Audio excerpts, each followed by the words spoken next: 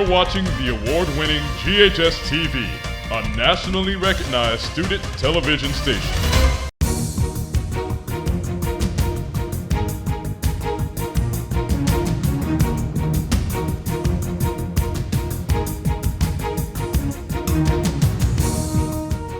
Hello, and welcome to another season of Red Devil Postgame, GHS-TV's two-time national award-winning sports show.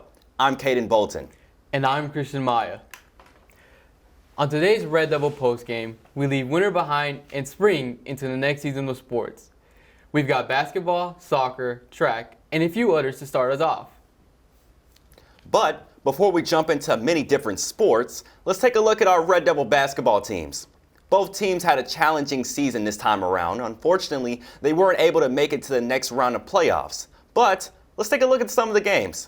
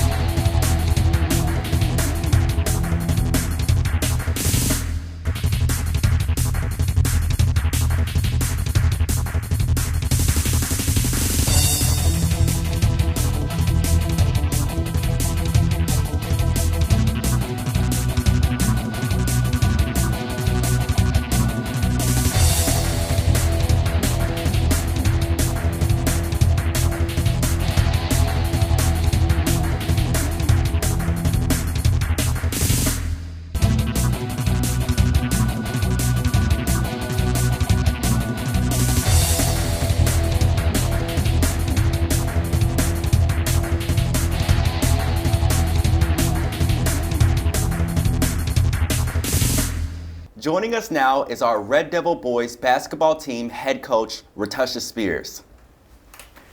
Welcome, Coach Spears. How you doing? So the team started off pretty rocky this season. They would win some and lose some. So to keep the players on their feet, what was their motivation?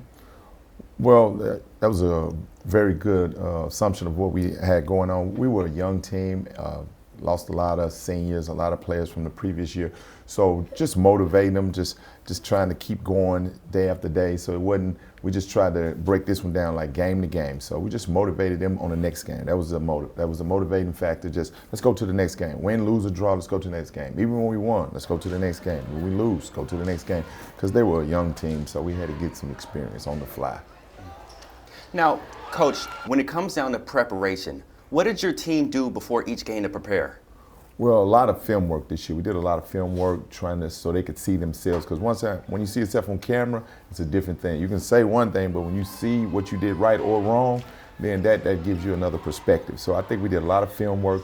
And when I say we, my coaching staff, we tried to slow down this year. We knew we had a young team, so we knew it's just like a kid, okay? A kid that's in the 10th grade, you can go fast. A kid that's in the 4th grade, you have to slow it down. So we knew we had a young team, so we just had to really coach and walk them through step by step like babies. So, Coach, the guys' regional record was 16-14, and their district record was 5-8. Now, looking at these stats, where do you believe the team needed to improve on the most? Just learning how to finish. I think we were 16 and 14 overall. I think it was something like that. I think we probably lost about four or five games less than 3 points. So that's real close, and that's just not knowing how, and that goes back to the youth. No excuses. We should be a lot better next year, but that's just they were young, we were young, and when you get in those situations, they just don't know what to do. So a lot of times they just panicked, and they kind of just, had to learn on the fly. So it was a learning experience. So that would be the thing we would do. We didn't know how to win because they were so young, and they had to go through it. Even though it was tough, we had to go through it. Now, Coach, looking at your current roster, what players stood out to you the most this season? It was a variety of players, but Ja'Cory, we call him Bug Dixon. He did what he was supposed to. He was the first team All-District last year. He was second team All-District this year. I think he ended up leading us in scoring. He was big for us. He's probably the smallest guy on the team, but he's probably the toughest, one of the toughest, and he led us all year long. And then we had Chance Terry's a junior. He'll be back. He was good. He averaged 14, 15 points, and that came out of nowhere. We didn't expect that, so that was good. And so we had a lot of young players, a lot of players that came in and did their job, but those two just stood out, and they kind of, we rode their backs through the whole season. So, Coach, with the basketball season coming to an end, let's look into the future. Okay. Who do you believe will have a breakout year next season? That's a very good question. Hopefully, not necessarily breakout, but hopefully those two guys, well, Chance, he'll be a senior next year, and Devin, he'll be back. Devin is a senior. Hopefully those guys will be even better than they were this year. Not necessarily a breakout year, but hopefully they'll be better. And then we have some freshmen. I don't want to say their name on camera. They might get happy, but we had a good freshman group.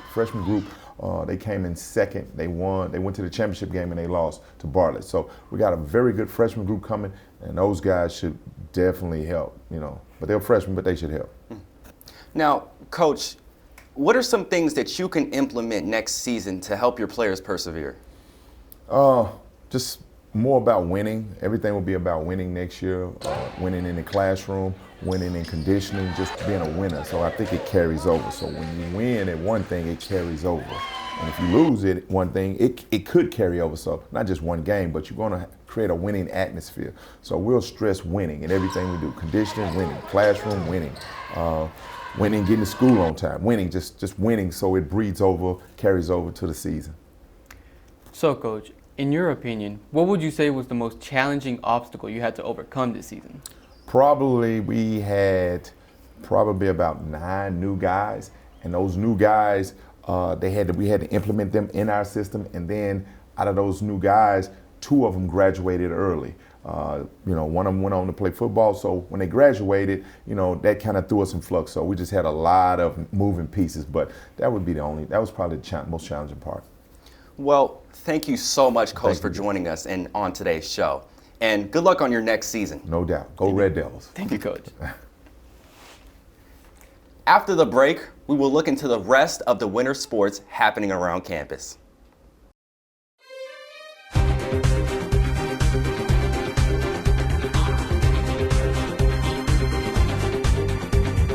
Cut to Win and Q Talent. The GHS Fine Arts Department is composed of 6 different disciplines, including instrumental music, which is both band and the strings or orchestra. My belief is that band is the life of the school. If the band's not fun, the school's not fun. There's choral music with a variety of different levels for our students, from women's choir, an a cappella group. So choir is an excellent opportunity for you to engage in the music making process and to create relationships and bonds with your fellow classmates. We have our theater program, which includes acting and tech theater. It'll teach you how to be a better communicator, it'll teach you how to work with people better, and it'll teach you how to get outside your comfort zone. We have GHS-TV and the intro classes that go into GHS-TV. You're watching the award-winning GHS-TV, a nationally recognized student television station. Welcome to GHS Insider, the show that's all about the G. So GHS-TV tries to model a real working station. And we have a visual arts program that goes up into AP courses and also includes IB level. I think the arts are really important because they provide students with that safe space where they can express themselves, they can be who they really want to be.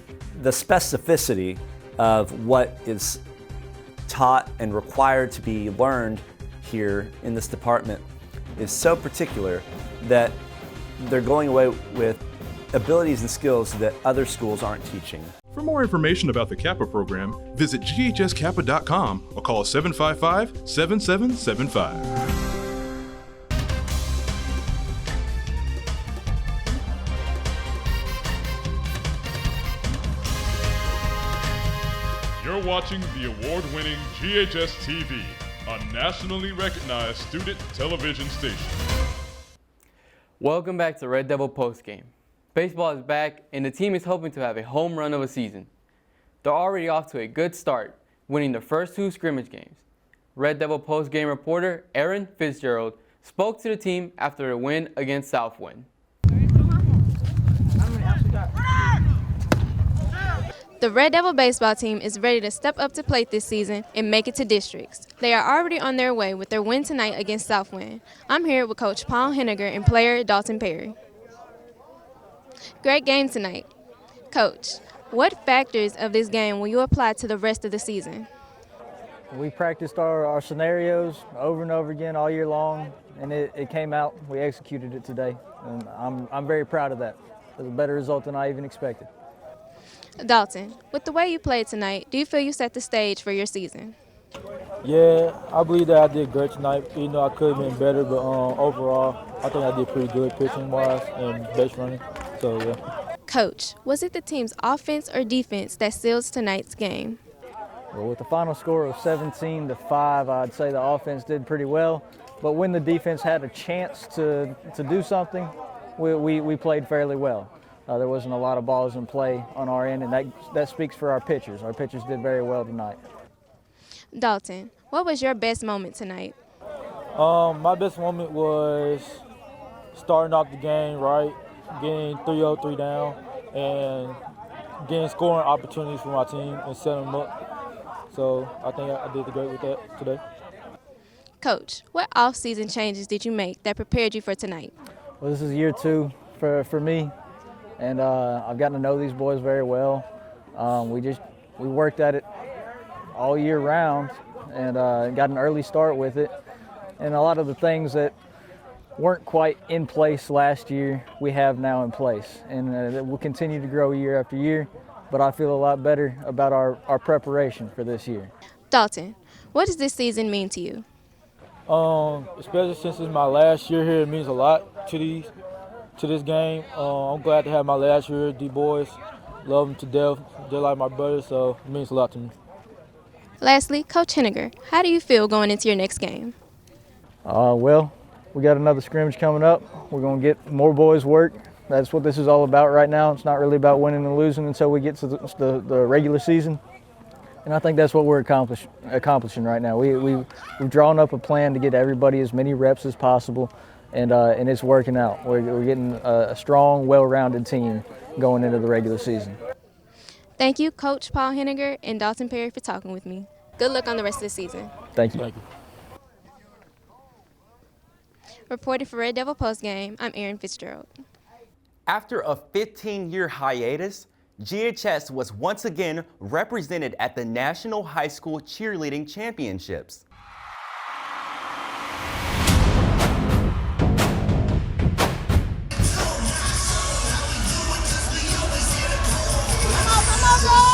The team traveled to Orlando in February to compete in the non-tumbling Super Varsity category.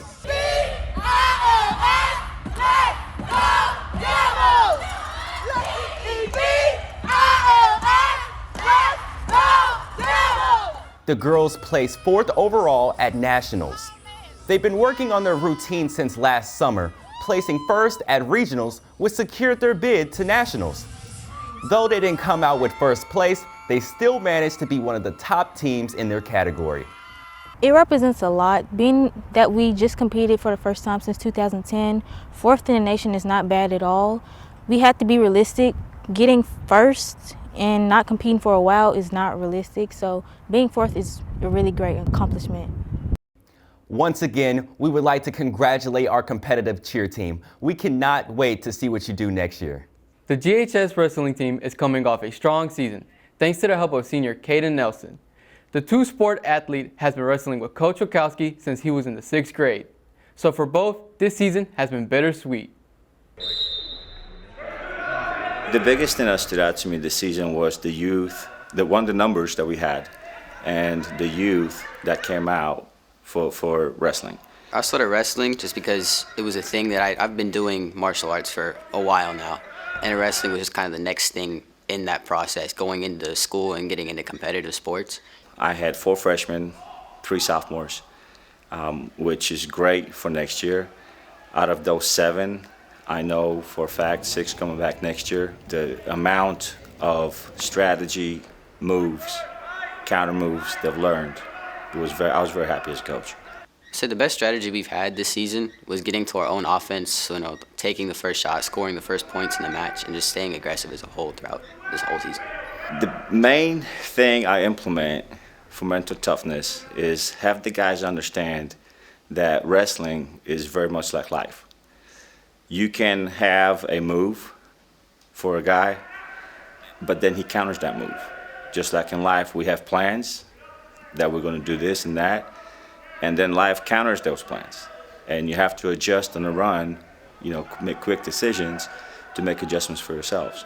Being able to work under Wachowski for these past 6 years now has been a really great opportunity for me because he's a really tough coach, so it allows me to get the proper work I need and not just sit around just working pure technique. It allows me to build the toughness. And then he's also been able to build a really just close team, so it's been able to build a lot of camaraderie and friendships over the years. I've had Kadin since his 6th grade. Okay, he walked in maybe 60 pounds. I still remember little kid, blonde hair, blue eyes, big glasses. He is one of those athletes that a coach hopes for. He's one of those guys you show him something once, maybe twice, and he gets it, he understands it, he knows when to use it, he knows how to be patient and all that. So the biggest improvement I've had this year was the ability to just create my own opportunities for scoring rather than just waiting for the opponent to let me score. I was able to create my own opportunity, take my own shots, and score my own points. If you're too short to play basketball, if you're too small to play football, and you don't mind getting a little dirty and get after another guy, come out for wrestling. I have a place for you. Biggest advice I would say for those kids is just to keep pushing and not let losses or bad performances weigh you down. Just focus on the next match and keep it coming as you go.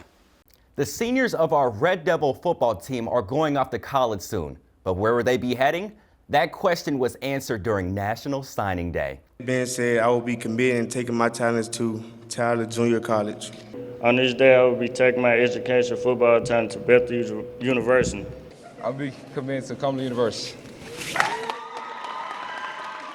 Football changes lives. Football saves lives. Congratulations, young men. To get there during this COVID, during this transfer portal, what was the trick?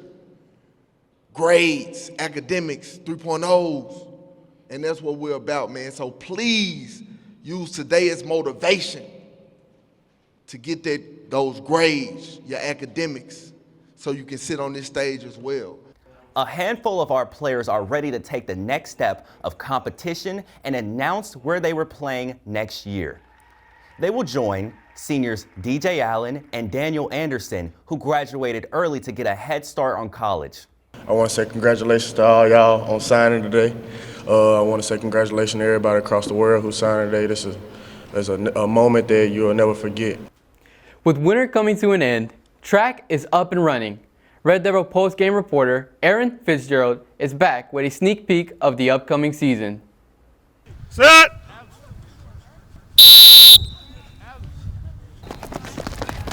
Track season is approaching, and the Red Devil track team has been lacing up for training and conditioning. I'm here with Coach Kristen Nelson and runner Quentin Brooks. Thank you for being with me. Thank you. Runner, how has training and conditioning been for you? For me, I'm just getting back off injury, so it's been a little tough, but since I'm running with my friends, I've been running with all, since I've been here, it's made it quite easy. Coach, what methods have you been using for training and conditioning to make it ideal for this season? The biggest thing we do with conditioning is just get them out on the track, get them running. Encourage them for if they're distance to go a little bit farther each time. If they're sprinters, to put a little bit more effort into each rep. Quentin, what event do you run and why do you feel it's for the best of your abilities? I run the 400 and the 800.